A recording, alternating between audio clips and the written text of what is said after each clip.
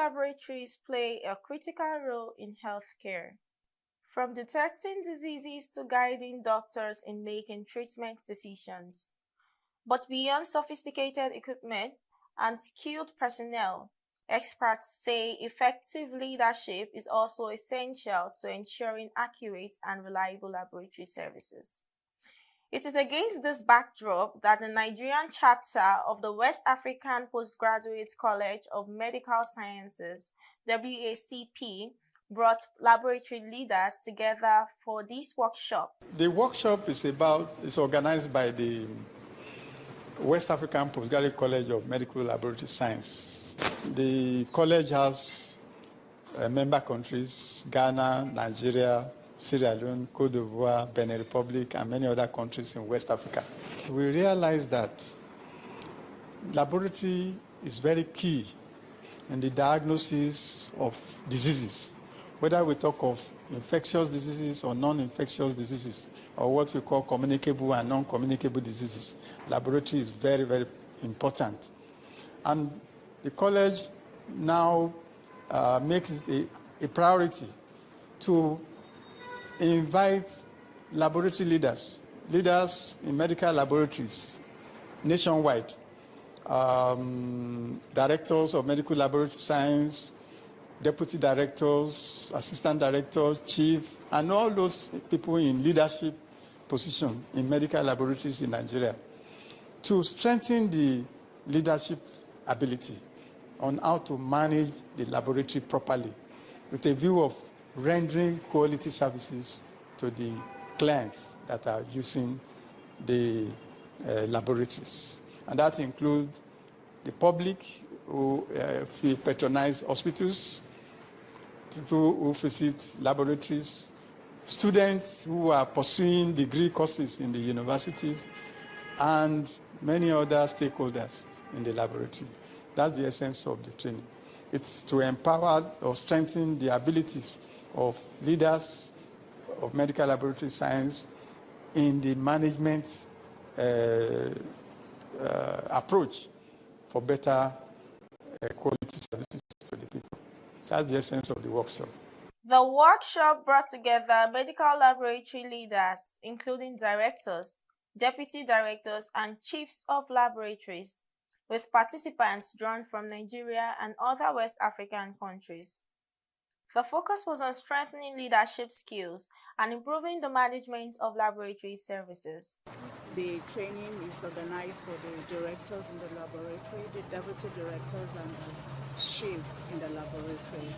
Because the level of the training, it has to do with the leadership, and it's for those people that are heading the laboratories that are being trained, so that they will be able to know how to manage their laboratory effectively, and to be able to impact the younger ones, so that they'll be able to do things, especially when it has to do with diagnosis. Diagnosis has to be very, very effective, and you have to diagnose the ailment very well. Just like the TB, if you miss out a patient in TB at the first point of contact, by the time that the patient go back into the community, it will continue to spread the TB diseases unknowingly. So diagnosis is important, and that is why leadership is key.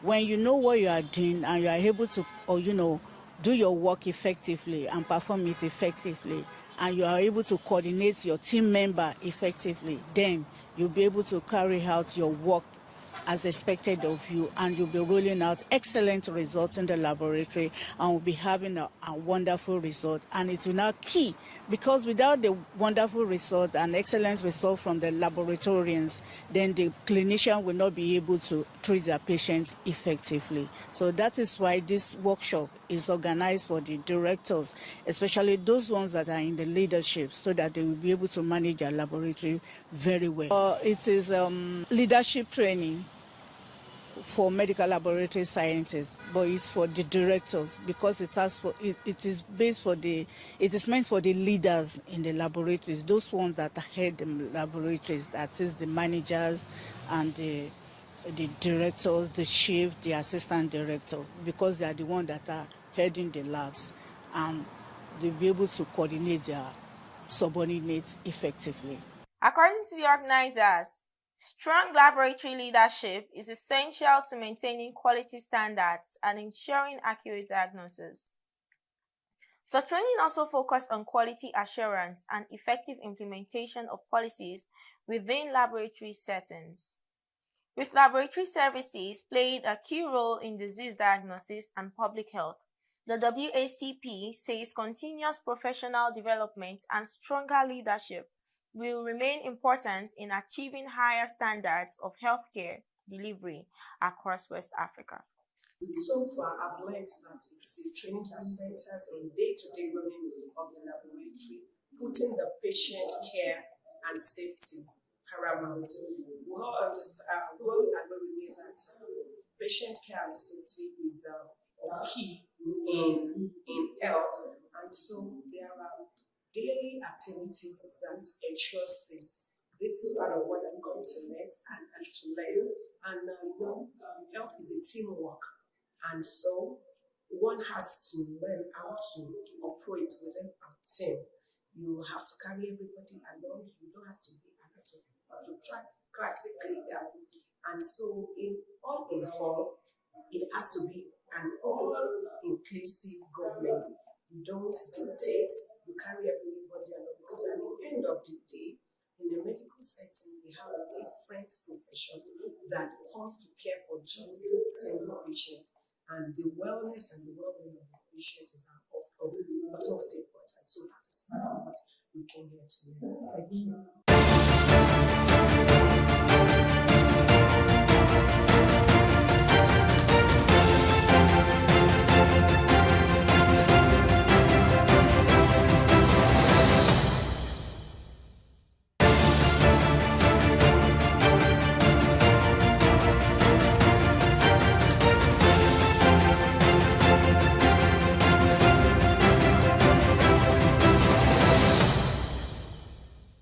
Breastfeeding remains one of the most effective ways to give every child a healthy start in life.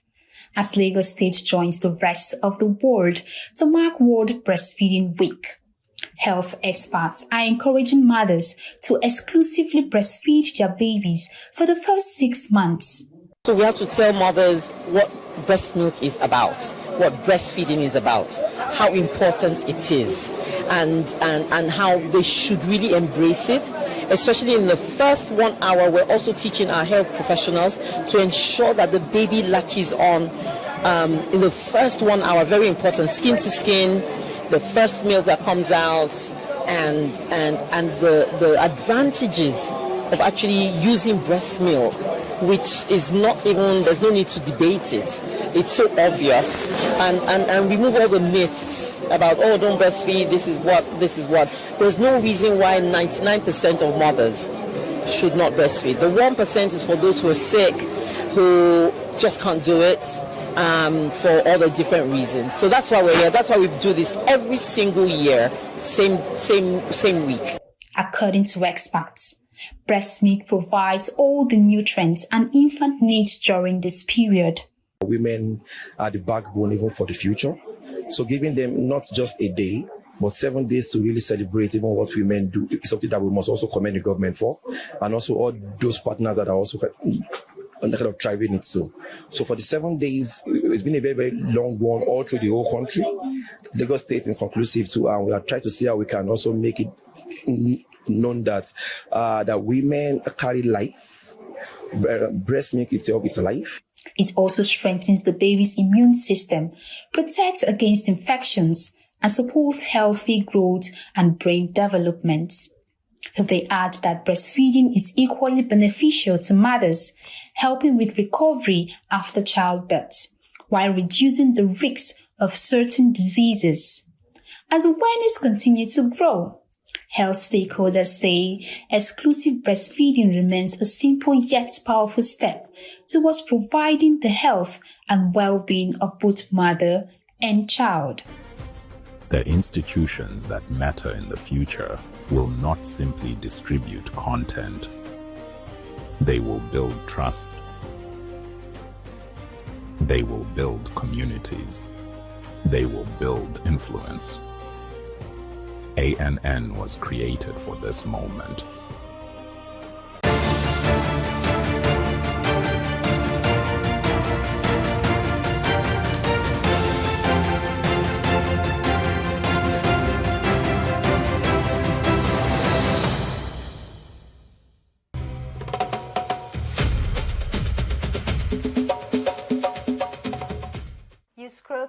social media and someone your age has released an album, produced a movie, bought a car, started a business, gotten married, or is already living the life you're praying for, and suddenly you start asking yourself, what am I really doing with my life?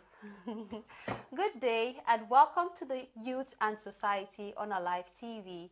We are having a conversation about something many young people quietly struggle with, the feeling that you have to make it early or you're already falling behind. But is success really supposed to have a deadline? To help us unpack this, I'm joined by a young creative who understands the journey firsthand. He's a musician, movie producer. He is Syrian Pius. Thank you for joining us today. You're welcome. So today we are going to be talking about the stigma to make it before 30.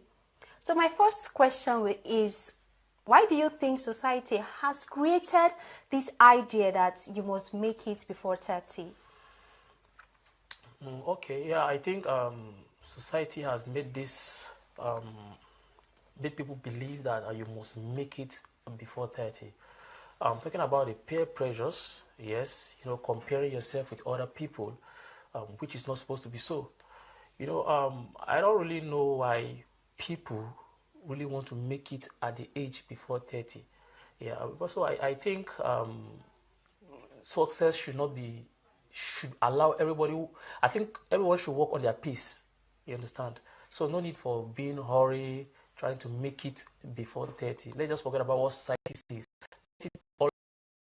You can't compare yourself with other people because all fingers are not equal. Yes. You understand? All fingers are equal. So you have to just do your thing naturally. Allow the success come on its own. You must not chase it. Yes. Yeah. Do you know Pella? Yeah. The popular content creator who got married to Jarvis. Everybody sure know who Pella is. Exactly. And Pella is not up to, I think he's not up to 30. I think he's in his early 20s. Yes. And he's 21 though. I think so. And he bought a car worth 300 million naira in Nigeria as a 21-year-old young boy. Yeah. So what do you think? Do you think the society could be, intimidated by him? I don't know. Do you think his fame and the money he had is inspiring young people? What's your take on that? Yeah, definitely. Given at his age. Yeah, definitely. It is, at the same time, it is encouraging and inspiring too. A lot of young people, a lot of young creators like us, because we are also coming up, a lot of young creators will also be looking up to him, But they should not be carried away. You understand? They should, let him be as a motivation to them. You understand? So they should not be carried away. Because see, there's something about social media people don't understand. Social media, we only see the luxury part of people. You don't see their struggling part. Where they are struggling, you don't see them. You only see when they are merriments, when they are jollificating, when they are enjoying themselves. This is only the part you see on social media. Nobody shows themselves when they are struggling or having hard times. You don't see that part of them. So I don't think people should throw more light, more focus on people's success on social media. They should just do their thing, just be you. So that's all I have to say about that. Okay, so my next question is, what does making it actually mean to young people today? Is it money? Is it success? Is it career? Is it marriage? Or is it just being happy? What does it mean to young people today? Yeah, it depends on how you define your own terms of making it, just like you said, some people making it could be marriage, success meaning wealth, or career. So it depends on what you measure, it depends on how you measure your success. Yeah, I think success is achieving what you have been striving for, like setting a goal and achieving that goal. I think that's what success is. That's what I understand by success. It's not all about getting rich, getting married. Just set a goal, achieve that goal. That's success to me. Okay. I know you're a movie producer and also you're a content creator, right? Yeah. So do you feel intimidated in any type of way, like when when you see other producers produce a movie that make a hit, you know, all those big producers, do you feel intimidated by them, or as a young youth, or you feel inspired, you feel like I want to do more because or do you have a role model you're looking up to? I want to know your thoughts on that. Talking about being intimidated, it's let me just say intimidation and both inspiration or motivation. Let me put it that way.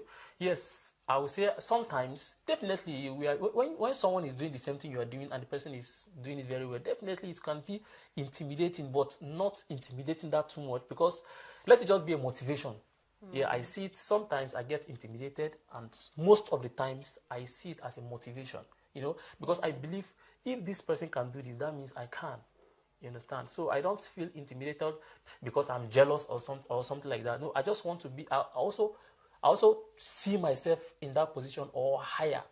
You understand? So it's not like I get too intimidated, yeah. but I just take it as a motivation. Yeah, so because if they can do it, I believe I can also do it. Yes, okay, yes. That leads me to my next question. Do you think young people are genuinely under pressure, or have we created some pressure for ourselves? You know, the pressure of making it big, the pressure of making it before 30. Do you think we are the one creating that pressure ourselves, or the society has laid down that pressure, like have created that pressure for us to make it before 30, or we are the one thinking in our head, oh, I have to make it before 30? Yeah, I will say both. Yeah, we also are contributing. Society also is contributing. Yes, putting the pressure ourselves. I would say yes, we also put that pressure on ourselves. Talking about peer pressures, like I said before, comparing yourself with other people. You understand? Like, for example, in family, you see some parents persuading their children, comparing their children with other family. You know, especially this happens in the village often. When this family is doing very well and the other family are not doing very well, you see this family will be pressuring their children. Can't you see this family? They are doing very good for themselves. You know, so that pressure now will make you feel like you are doing nothing. If you're the kind of person who is putting a lot of effort, a lot of energy in what you're doing, you start feeling as if you're doing nothing. Yeah. And that will lead you to start doing something illicit or something illegal. You understand? So we should all, the thing is that contention should all be contented in whatever we have. No need to compare yourself with other people, because you can never be like Mr. A. Mr. A can never be like Mr. B. We are all programmed in different aspects. Yeah. Okay, let's go back to social media. I want to know your take on what society think about making it through the social media. You know, we have young people are now growing through social media. The likes of Pella. You know, I love using Pella as an example, because we all know he's making it big through social media. What do you think about people making it through social media? What's your take on that? Yeah, people making it through social media is a good thing. They are making it through social media. But like I said before, let's all not be carried away by their lifestyles, you know. Let's not be carried away by their lifestyle, because, like I said before, they are always flaunting their wealth on social media. But you never see them when they are struggling. Nobody posts when they are struggling. Nobody posts the processes. They only post the finish when they are enjoying, you know, when they are having their luxury time, going to fancy places, traveling outside. That's the only part you see. When you see someone your age succeeding, does it make you, motivate you, someone your age? I know you're up to 30. Are you up to 30? Okay, let me not ask that though. I am. Okay, when you see someone your age succeeding, how does it make you feel as a young Nigerian? Yes. How I feel, I take it as a motivation, like I said before. If this person can make it, I also believe I can make it. You understand? The only thing I believe is impossible is something that can never be done. But as long as someone is doing it, I believe I can also do it. So it's just a motivation to me. Yeah, I believe it's just a motivation. I feel, in fact, let me tell you, I love seeing people who are making it. It gives me hope that if this person can do it, that means I can also do it. You understand? And also the fact that many people are doing the same thing does not mean I can never get there. I believe also I will soon get there. So once someone is winning, I clap for that person, because I believe someday I will also get my own clap too. Okay, okay, that's a very good response for that. Yeah. So I want to ask this quick question. You know, Let's bring in family into the conversation. All right, Yeah. okay. Do you think family are putting young youth under pressure? Do you think that family are the one pushing them? You know, some even youths of nowadays, youths now, they are not making it legally. Some are making it illegally. You know, they are going through the wrong way to make money. Yeah. And do you think our parents plays the right role in pushing us to make it big? What's your take on that? Yes, like I said before, yes, definitely parents are contributing too. Yes, they are contributing, like I said, them comparing their children with other family. So that would lead the children to start doing something illegal. You understand? But instead of them to just praise their children, tell them, yes, you are trying, just keep on doing you, continue doing what you're doing. At the end, you will see a light at the end of the tunnel. But instead, they kept on pressuring the children.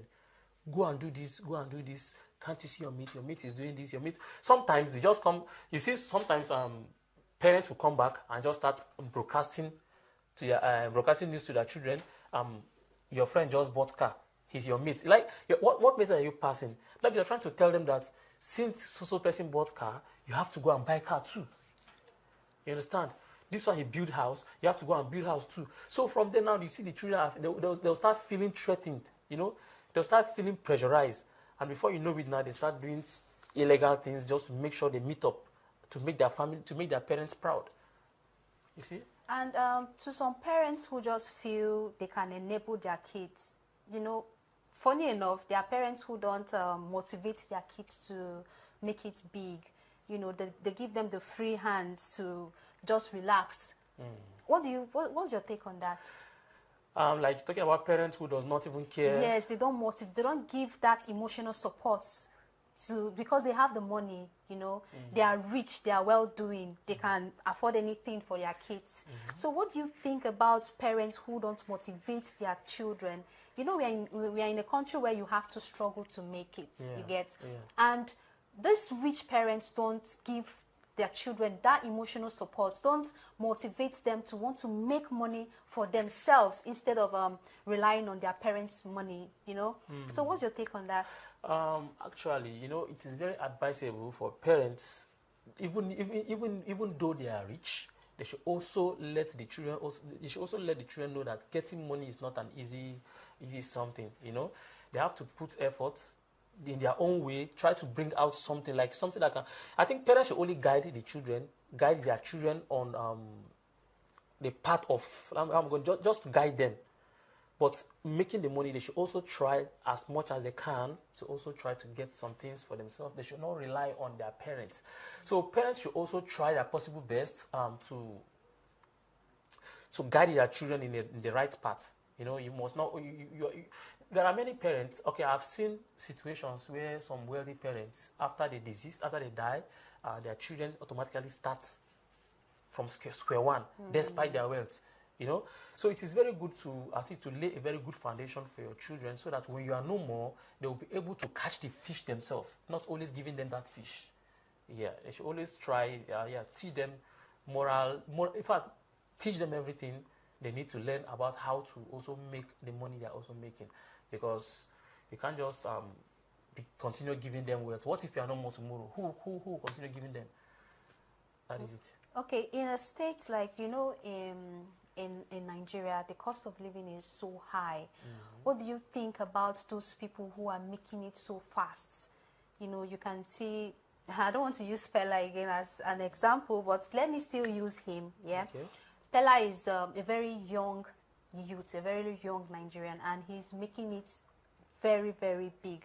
So what would you say about those people who are trying to, you know, make it in life, who are coming up freshly? What advice do you have for them? Those who don't have something to lean on, those who are still trying to figure life out, because there are so many young youths in Nigeria who are trying to figure life out, who are trying to do their best to meet up to standards. What would you advise those set of youth in Nigeria? Yeah, the truth of the matter here is, even Pella himself, he doesn't even know he's going to get to this level. You understand?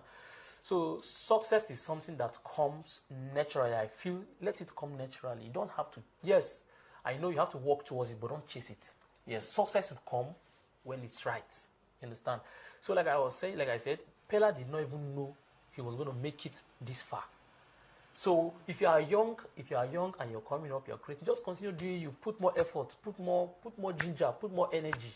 Definitely, when it's time, the rain will fall on your own roof too. So that is also it. So you must not always use someone as it. I don't even like comparing myself with people. You know, I don't like that, because I believe everyone has their own grace. Everyone has their time. I might be cooking beans, and the other person is cooking noodles.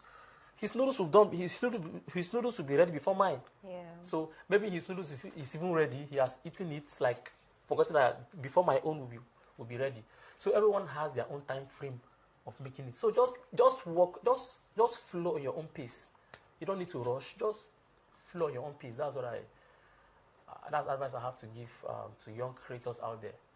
Okay, do you think the pressure to succeed in life is causing young youths to, to put their hands into something they are not supposed to do, like stealing, doing some illegal things just to put their life together? Do you think the pressure is pushing them to do those things they are not supposed to do? The crime in Nigeria is skyrocketing every year. Do you think the pressure is pushing them to, do those things they are doing? I don't like people using that excuse. Using the excuse of the situation right now in Nigeria is unbearable, so this is why I'm doing this illegal. No. Don't use that excuse. That is not an excuse to start doing illegal things. There are many legal ways to live. Okay, well, how about people that are doing legal things? Are they dead? They are still alive. So people should stop using that excuses that things are very hard. That's why I find myself in this situation, stealing or doing fraud. Or no, you must not use that as an excuse. Just do your thing. Look for something doing. Look for something tangible doing. No matter how little it is, start from somewhere. They say a journey of 1,000 miles begins with a step. You just have to start from somewhere. You must not get rich quick. So no amount of pressure I would see that will make me do something illegal. There's no amount of pressure. Yes, because when you are being caught, you are going to serve. You will serve the punishment. So there's nothing like. I hear a lot of people saying using that as an excuse. Yeah, things are very difficult. This blah blah blah blah blah. That's why I involve myself into this act. So that is not enough reason or enough excuse for you to involve yourself in some things, in illegal things. That is not an excuse. You understand? Thank you so much for that answer you just gave. So we'll be back we'll be going for a short break, and after we are back, we'll give you more on youth and society. Thank you. The institutions that matter in the future will not simply distribute content. They will build trust. They will build communities. They will build influence. ANN was created for this moment. Welcome back. Thank you for staying with us. I still have my guest, Cyril Pius. For my next question, let's just go quick to it. Okay. If you could change one thing about how society think about making it big, what would that be? I will remove the idea, which says I will remove the idea of measuring success by achievement, by what you have achieved. You understand? Or making it before 30. Yes, I will remove that mentality, because success is not all about achieving everything by before 30. Like I said before, success is about setting a goal and accomplishing it. You understand? Setting a goal and fulfilling that goal. So that's what I believe about success. Okay, thank you for that. A very good answer to that. Now let's talk about you. You're a movie producer, you're a content creator. Yeah. When you were starting this journey of being a content creator or a movie producer, how was it being in Nigeria, being a Nigerian content creator and a producer? How was your beginning? Tell me about Okay, it. before starting, yeah, I knew it's not going to be easy. Yes, I knew it's not going to be easy before starting. It's just like making like a sacrifice. You understand? So I already know it's not going to be easy based on what I've heard from other producers. You understand? So they have also shared their own part of the story when they were coming up, how they were starting. When they were starting, it has never been easy for them. So I knew what I was signing up for. I knew it's not going to be easy. It's not going to be so easy as we see it. But when to start hitting to the hitting point, I believe definitely I'm going to smile, and my own crew are all going to smile too. Yeah. Okay, let's move to education. So many content creators in Nigeria feel they can just put on the camera, start creating content, and boom, they start making millions of money from it. They don't care about going to school. They don't care about education.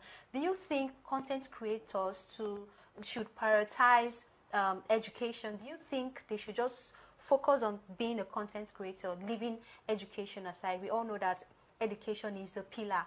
Yeah, do you think they should just focus on their content creating and leave education? Do you think education play a key role in content creation? Yeah, when you say content can, I don't know what you mean by content. Content can be anything. When you say content must not be comedy, must not be everything is content. Even what you are doing right now is content. Yes. Many people who draw and post, they are also posting content. So content depends on what content they are going for. Okay, in general. In general. Yes. In general, education play a role, but not a vital role. Okay. Yes, education play a role, but not a vital role, because there are so many people who even create content using their own dialect, their own language. So you will not say you must create content using English. There are many people who are not even civilized. Like they still do content using their own local languages, local backgrounds, and they are still making it very big. So content is not all about being educated. You must be educated before you start creating content. You understand? But I'm not saying that education is not good. Education is valid. It's very, very good. Based on exposing you, education will help you in the terms of exposure.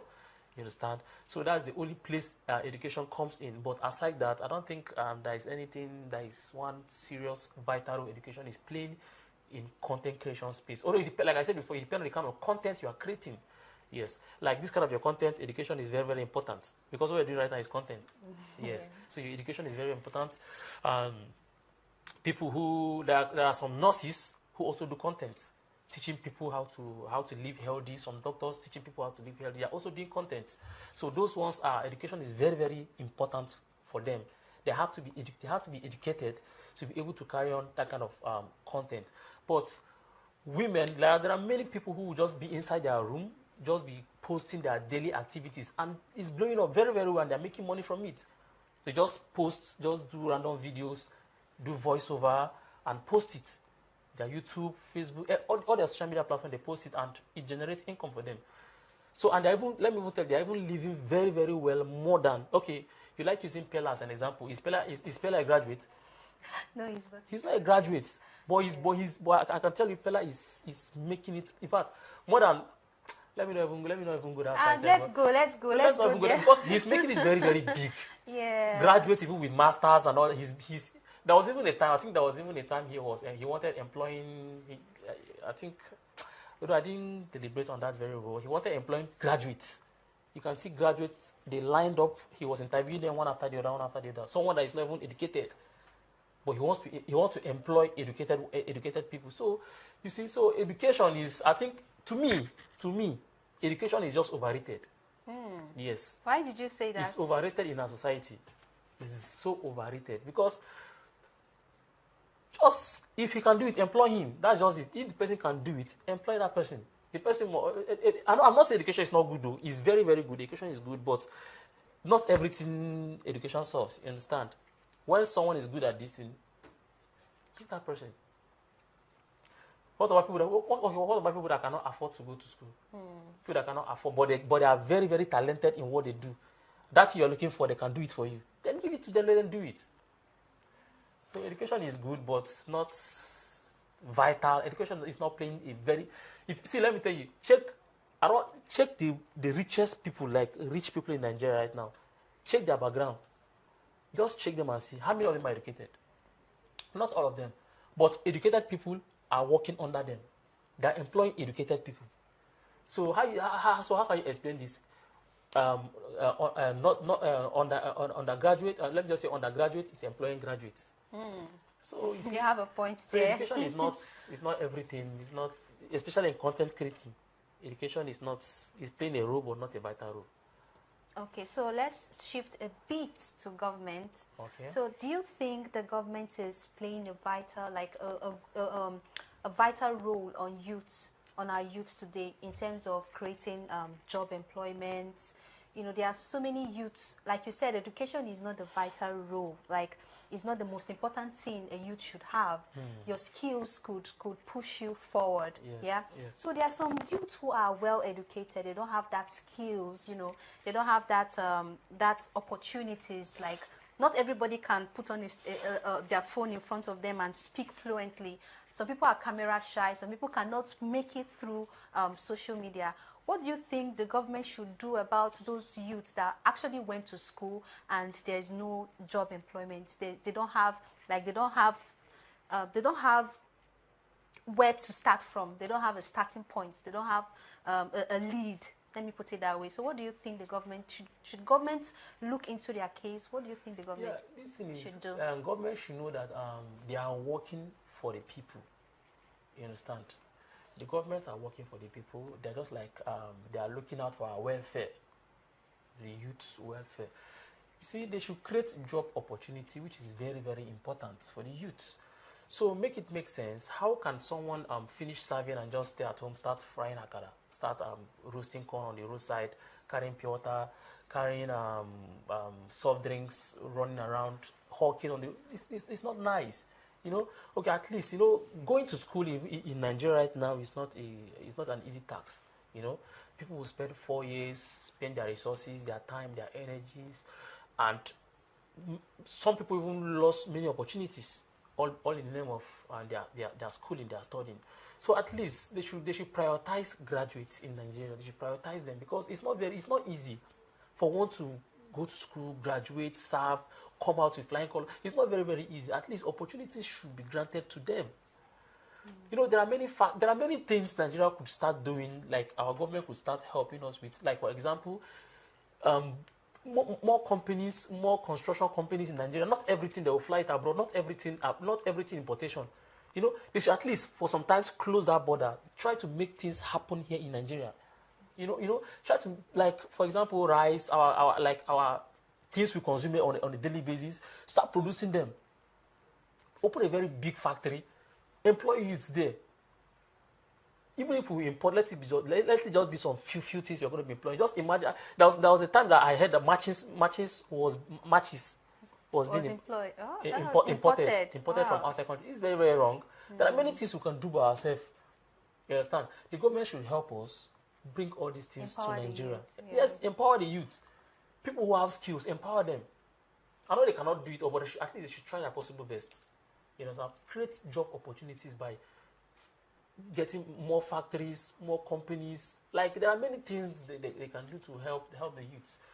You know, by so doing that, I believe our economy will stand, and also those illegal activities will also reduce. It will reduce. Yes, even though they can't control it completely, but it will reduce to some certain level. Yes. Thank you very much for that wonderful answer to that question. And that's where we'll have to leave today's conversation. One thing is clear: there's no universal timeline for success.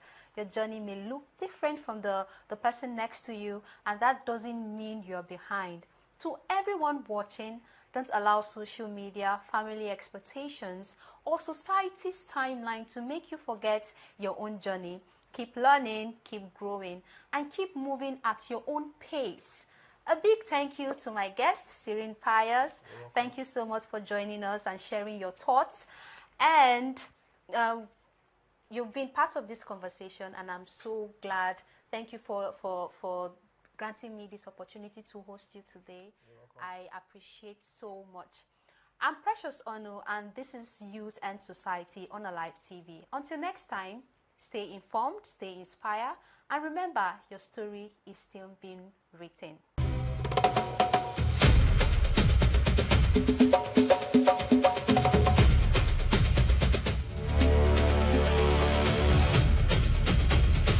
This is ANN.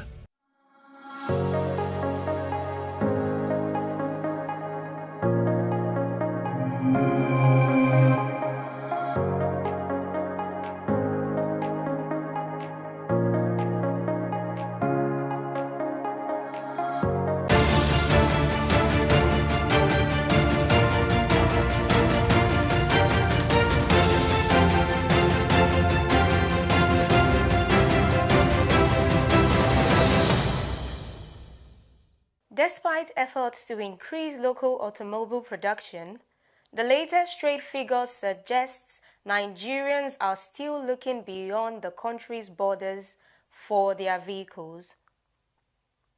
My name is Balogun Timlane. This is a live news update, and we have the details in this report. According to MSME Africa, contrary to the perception that Nigerians are turning away from foreign automobiles, new figures show that the appetite for American vehicles remains strong.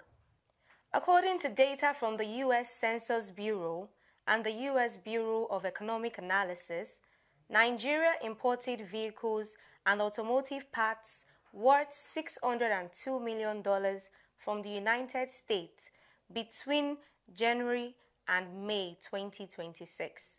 The figure represents a 41.3% increase compared to the $426 million recorded during the same period in 2025. According to analysts, the surge reflects several factors, including currency dynamics, changing consumers' preference for foreign vehicles, and Nigeria's limited capacity for local automobile manufacturing. For Nigeria's economy, the number points to a continued dependence on imported vehicles and automotive components, even as efforts to deepen local production and reduce import reliance continues. According to the latest data, the growing value of vehicles import therefore raises a broader economic question.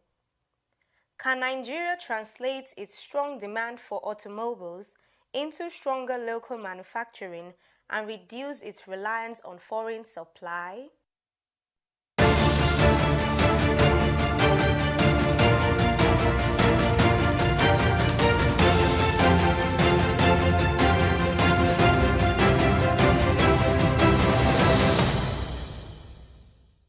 Welcome to our live news update. This is an exclusive. I will be your host. My name is Adeniran Makinde. In the studio today, we have with us Mr. Obafemi George, a political analyst and a political scientist. You're welcome to the studio. Thank you very much, Mr. Makinde. Thank you for having me. It's good to be here. And congrats on this beautiful studio. Oh, thank you. Thank you. Is the starting beat? Well, yes, I would want us to dive into the matter straight on. And it's all on the economic policy of the president, Bola Ahmed Tinubu, GCFR. There are a couple of policies that the nation, of course, people have opinions here and there from different divides, but it's important that we chronicle this, all of these policies, one of which is his major economic decision, which was the removal of fuel subsidy. As you know, 3 years down the line, would you say Nigerians are better off because of this policy? I think it's good that we talk about where we were coming from, where we were, and where we could have ended up if those decisions were not taken. Let me seize this opportunity to just educate our viewers. So subsidy started in the 70s. Yeah. It was General Gowon that actually first introduced fuel subsidy. And the whole idea was, we've experienced oil boom, and oil boom began to dwindle. So they're like, okay, let's cushion the effect of that price undulation on the people. So subsidy was introduced. Then by 1977, when President Obasanjo was president, he now codified it. I think it was Decree 33, Price Regulatory Act of 1977. Anyway, the whole idea behind subsidy was that it was meant to be a temporary thing. The concept was, okay, let us subsidize the cost of PMS while we build local refining capacities. And that was why the military government in that era was aggressive in building refineries. Before that time, it was only Port Harcourt refineries that we had. Then they started Warri Refinery, started Kaduna Refinery. And Obasanjo finished one. Then when Shagari came by 1980, he finished the second one. Now, when subsidy was codified in 1977, Obasanjo pegged it at 15 kobo per liter. And with the hope that, 2-3 years down the line, once the refining capacity has been developed, subsidy would go. As at that time, I think subsidy was maybe like 5 to 10%. However, when military left and politicians came in, 10% subsidy became 20% subsidy, became 30% subsidy, became 40% subsidy. And as that was growing, the corruption was growing, the embezzlement was growing, till we found ourselves by 2010, 2011, it had gone beyond what anybody imagined in the 70s. And a cabal had been built around it. And when people say, they shouldn't have removed it, I remind them, I said, who was actually benefiting from this subsidy? Was it really the people? Because Mr. Makinde, if we cast our mind back to even prior to 2023, the price of a liter of fuel in Lagos was not the same price of a liter of fuel in Maiduguri. I agree with you. Certainly, there was different pricing all over the country. And the margin was huge. But this is the argument. Some of the people were saying, okay, if you had to remove it, the manner in which it was removed, that there was no prior planning before its removal. That's some of the argument. How would you?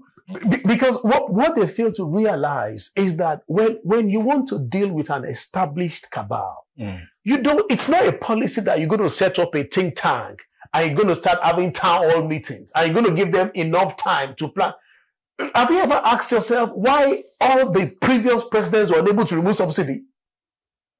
Nobody could, including former military head of state who became civilian president. Why? Because it was strong and it was entrenched in the system. So you needed a street smart, a city boy, who, the moment he came in, the first 20 minutes of becoming the president, his very first speech, in other words, I'm not going to give you time to regroup and re-strategize, or are you going to frustrate this policy?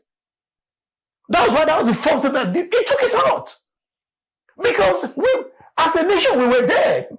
Let's talk about Naira and Kobo. Let's look at the figures. Would you say, before we go to the Naira and Kobo, the figures, would you say there is any, accepted, that has been done and for all the reasons. Yeah. But would you say there is benefit to the common man, as it were?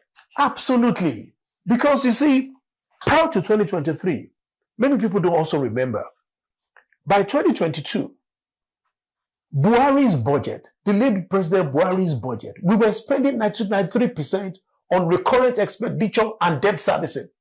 Left to just 7%. No, government had nothing to do anything. That was why educational system was collapsing. That was why health sector was collapsing. That was why there was no money for infrastructure. The little infrastructures that were done, maybe Second Niger Bridge, it was Sukuk funding. Lagos, Ibadan, railway line, it was Exim Bank, China Exim Bank. 24 states were borrowing to pay salaries. Look at government had zero. There was no money to fund primary school education. There was no money to fund secondary education for state government. That was why there was ASU strike. Nothing was working. So when subsidy was removed, if you now begin to see how social services, social amenities that were not working before 2023, now they are working. And I'll give you an example. Let me start from the health sector. Prior to 2023, statistics showed us that in 2023, less than 10 million Nigerians access primary health care, which is the first line of defense in our health system. Less than 10 million. Now, when this president came in, he said he was going to renovate at least 3,000 primary health care centers. By the time they've done 2,000 more health care centers, as at last year, that figure had jumped to 40 million Nigerians who have accessed primary health care center. Where did that money come from? That's number one. Let's talk about education. You know, I tell people that, have they realized that this is the very first time since 1988, 40 years, we've not had ASU strike? Do they think that it just happened? No. University system is now being funded. That's why there's stability in the educational system. I'll give another example because people say, oh, well, they removed subsidy. The micro, it's not touching people's pocket. Mr. Makinde. It was in the 70s that we had a transparent scholarship system.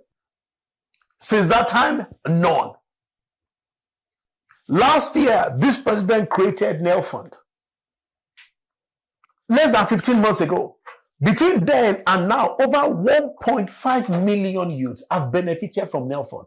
I saw a video trending about 2 days ago. A guy who got credit a lot of NET Fund. I think it's one school in Sokoto, and he was running like there's always a video on social media now. So just think of 1.5 million households who wouldn't have, prior to this administration, wouldn't have had the opportunity of sending their kids to universities.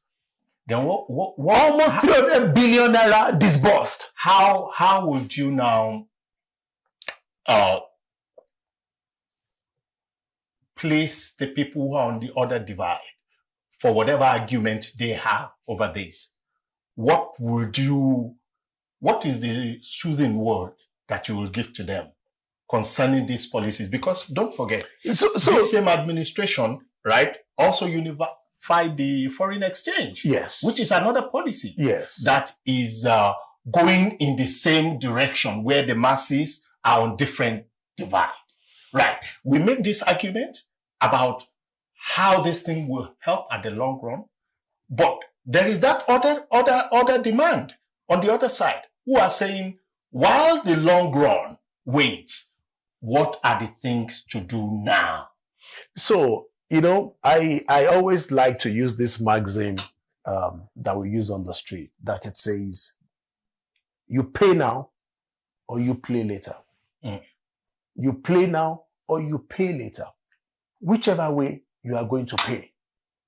The reason why we are where we are as a nation, the reason why it's this president that have to be taking difficult decisions back to back to lay a solid foundation is because something that could have been done in the past weren't done. And I'll give credit to President Obasanjo when in 2007, he sold the refineries. When Yar'Adua came, he reversed it. Same political party, his benefactor. Perhaps if that wasn't done, maybe there wouldn't have been a need to remove subsidy. Maybe the system would have regularized itself. And that's why this president is making those tough decisions. Now you're talking about exchange rates. Maybe we should also tell Nigerians that, because you see, what grows an economy is not you and I. It's when you have when government creates a conducive environment. When your fiscal policy is stable, when investors can predict your economy, that's when they bring their money into your system. Prior to 2023, Mr. Makinde, we were losing. In fact, we've lost everything. ShopRite pulled out, Shell pulled out, Mobil pulled out. Our stock market was struggling. If you remember in 2023, when this president just resumed, all the foreign airlines were threatening to pull out of Nigeria because they said they had $7 billion trapped in our economy. It was so bad as at that time that if you bring in your money as an investor, if you bring in $200 million and they give you a certificate of capital importation, by the time you are leaving the country and you want to export your capital, if you apply for $100 million, CBN will give you $2 million. And that's what affects the common economy on the street. Because if foreign investments are not coming in, jobs are not being created. If jobs are not being created, there's no velocity of cash in the system. And the president said, no, we cannot continue to have 6 different exchange rates. Whether you have some people, because of their closeness to seat of power, every month, they collect $100 million from CBN governor at 320, 340, 400 naira to naira, and they cross over to the other side of the street and sell at 600 naira to a dollar. And they no value whatsoever to the economy. Banks were busy round tripping at the expense of you and I. The real sector that needed FX, they couldn't access it. And look at what's that. Because for me, I tell people, figures don't lie, data don't lie. The moment that naira was floated, of course, it was initially devalued. Yes, people felt it. But look at what has happened to the economy. Stability, predictability. Mr. Makinde, Shell that left us, now they are back in the country, investing $20 billion in our economy. This same July, Mobil that left us is almost 10 years ago. Now ExxonMobil is back in the country. They've committed $1 billion in OML 138. Why? Because they can see stability in the economy. If you go to a foreign market, now, in 2024, because I was looking at the data to even see, okay, how has this floating of the naira, how has it impacted for FDI into the country? Now, when you go to the stock market, first quarter, Q1 2024, over $2 billion US. Q1, according to the National Bureau of Statistics. If you compare it to Q1 2025, that figure more than doubled. Over $5 billion US came as foreign investment into Nigeria. Q1 2026, over $9 billion US. Q1 2026. So what does that tell you? Investors now have confidence in our economy because they can see that we've put policies in place that gives them the confidence that if they put money in our economy, they will get the money back. And that is how an economy grows. That is how the youth on the street gets employed. I hear you. But considering the inflation, the rate of inflation and the rising cost of living, yes, there remains a major concern to the ordinary man on the street. How would you now say that is a success, balancing the reality of the Nigerian masses? How would you say that has impact on our economy? Whatever we say, the reforms, the welfare, and all of that, is that in any way balancing? Is it right in any way, all of these reforms to come at the same time?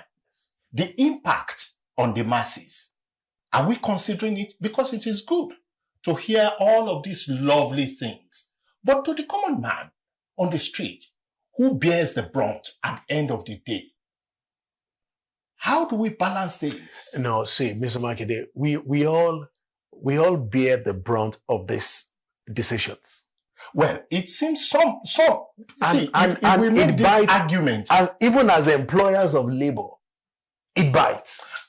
Agreed. Because I know, I'll give you an example. In 2023, I know how much I was spending on diesel in my office. By December 2023, I had to call my manager and I said, listen, we cannot continue like this. Whatever you guys want to do between 9 and 12 o'clock in the morning, by 12 o'clock, shut down the generator. When it's 3 o'clock in the afternoon, put it back on. Just to cut, and we did that for over a year. So it cuts across. In fact, the bigger you are, the bigger the headache. But we have seen, and this is where I tell people that if you study great economies all over the world that have moved from where we are to where we want to be, if you study economies in the world that have lifted hundreds of millions of people out of poverty, this is the pathway that they took. If you want to talk about China, you want to talk about Singapore, you want to talk about Dubai, you want to talk about even Rwanda in Africa. Because you can't create an economy where if you have exchange rates, no investor is going to take you serious. And you have a population of 240 million people, Are you going to take them out of poverty? How many people can government employ? It's the private sector that creates jobs. And the private sector, if there's no safety for their investment, there's nothing's going to happen. And that's why this president is doing everything he is doing. We can see the impact on the expansion of the economy. And I tell people, I'm into real estate, Mr. Makinde. If I go to a construction site and I see a foundation, I see 40-meter, 60-meter pipe being sunk into the ground, I can tell that what is coming up there is a 25-story building. So as it is with building an high-rise, it's similar in building a nation. When you see a president putting certain parameters in place, you can tell that this is a foundation for economic growth, sustainable long-term economic growth.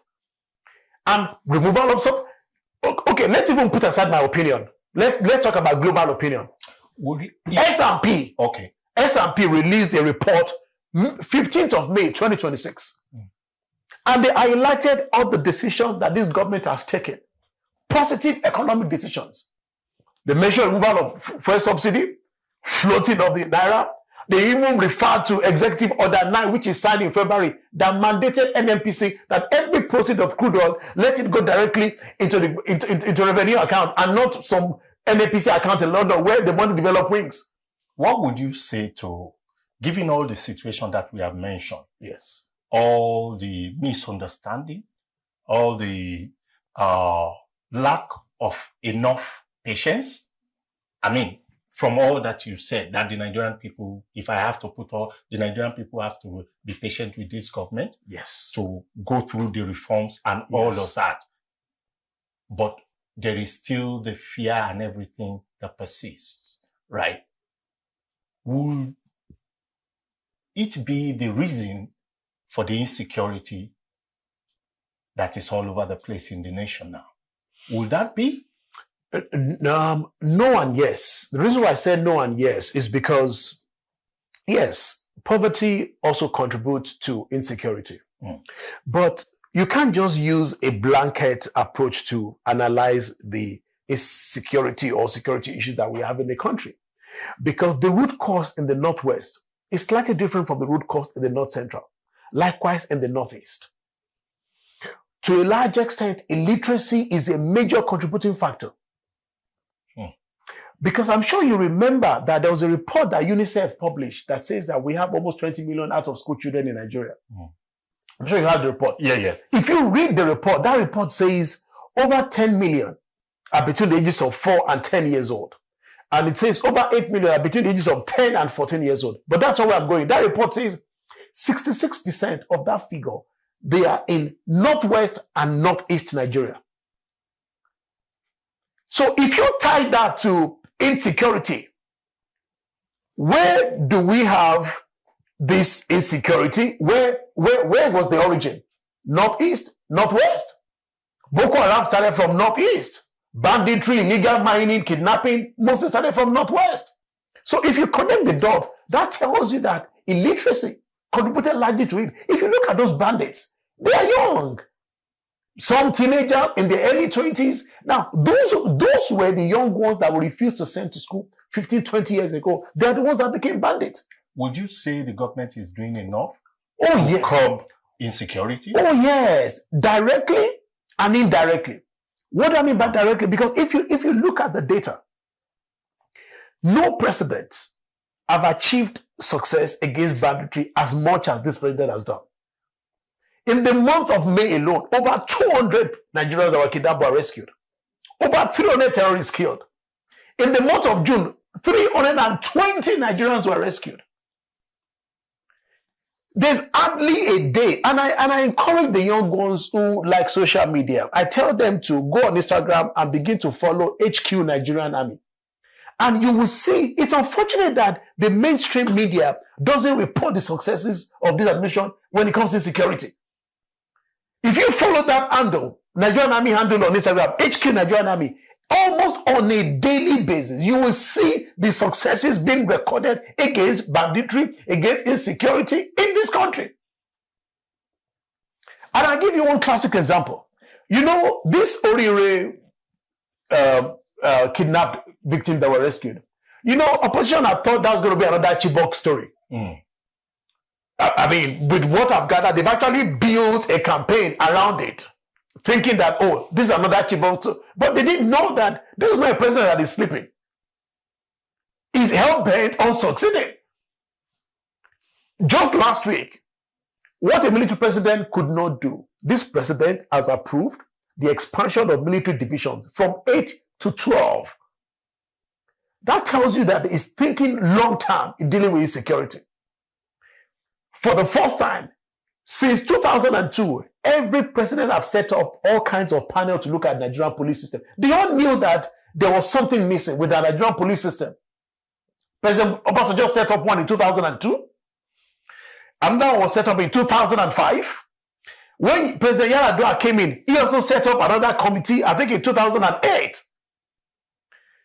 When President Jonathan came in, he also set up another committee to look at, police reforms. Everybody knew that Nigerians couldn't be effectively policed by the police system that we had. But we didn't see a frontal approach. We didn't see the political will. This president has pushed through state police bill. Because our constitution that says, I think section 215 or so, section 214, I can't remember, I think section 215, that says that the state governor shall be responsible in ensuring public safety and public order in the states, and that he shall do so by instructing the commissioner of police. Now, Mr. Makinde, you and I know that a governor doesn't control the commissioner of police. So we call them chief security officer of the state. In other words, I've given you a responsibility, and at the same time, I have taken away from you the means, the tools for you to be able to discharge your responsibilities. And that's why you've seen that for the past 10, 15 years, each time you have crisis, maybe in Borno, they kidnap in Niger, the governors were helpless. They just go there, commiserate to the people, create IDP camp, donate mattresses. There was nothing they could do. But now this president has pushed through state police. How well would you say the renewed hope agenda has laid strong foundation for the nation? Would you be proud of that in any way? I thank you for that question. And I'll mention two things. I mean, given all the situation that we are now. Oh, yes. Given all the argument, given all, and they are very strong argument, because if you go on social media. So, you know what I always, you know what I always do? I try not to get involved in emotional argument. I give people data. I give people facts. And I tell them, okay, we feel the way we feel. We all do. You also, I beg your pardon, you also have to take into consideration the pulse of the nation. Oh, yes. Right? Nigerians are open, are very expressive in all of these things. And this is the reason I particularly ask that question. And that's why people like us. It's an agenda. Renewed hope is an agenda. Yes. And for every agenda, there must be a strategy. Yes. In order to work it. The strategy include how you engage the people. Correct. I'm opening up that question because I see if all that you have said, given the data, because they are factual, given the data, how well have we been able to communicate with the people? It's important. If communication is not strengthened, how well then would we say the renewed hope agenda, which is the thrust upon which the government of Bola Ahmed Tinubu is driving. Yes. How well would you say at this point that has succeeded? So, and thank you for giving people like us an opportunity to educate Nigerians and to let them know that you don't build a great nation overnight. And that if they look at the parameters, what is being done, and we try to show them comparative analysis and tell them that, okay, you know what? China used to be where we are today. And in 1979, a leader also rose up, like President Tinubu, and said, you know what? I want to take my people out of poverty. As at that time, China's GDP was well around $79 billion US. What did they start to do? They created special economic zone, which is similar to our free trade zone here. They began to invest massively in infrastructure, road infrastructure, train infrastructure. Fourth thing, they began to invest massively in tertiary education. Because you can't lift people out of poverty without education. Benjamin Franklin said, investment in knowledge pays the highest dividend. And if you just take those three parameters alone, you can see how this president has aggressively pursued those three areas. Since independence, there has never been a president who has embarked on aggressive infrastructure development like this president. I agree with you. None. But how well have we been able to communicate? No, all of this with the... You see... It's been communicated. It's been communicated. I'll tell you what. How would you say it has succeeded? It is succeeding. Okay. So I won't say it has succeeded. It is succeeding. But unfortunately, the negativity, the noise out there, from the opposition is drowning the voice of the good work that this president is doing. But I also tell them that let us not sit down in Lagos and assume that what is trending on Twitter is what is dictating the trend of conversation in Kebbi or in Jigawa or in Maiduguri. Because Mr. Makinde, we have about 7.5 million Nigerians on Twitter or X. 40% of them are based in Lagos. We have about 10.4 million Nigerians on Instagram. Over 30% of them are based in Lagos. We have almost 50 million Nigerians on Facebook. Almost 30% are also based in Lagos. In other words, what dictates conversation on social media starts in Lagos, number one. Number two, I'm in your beautiful studio. You are based in Lagos.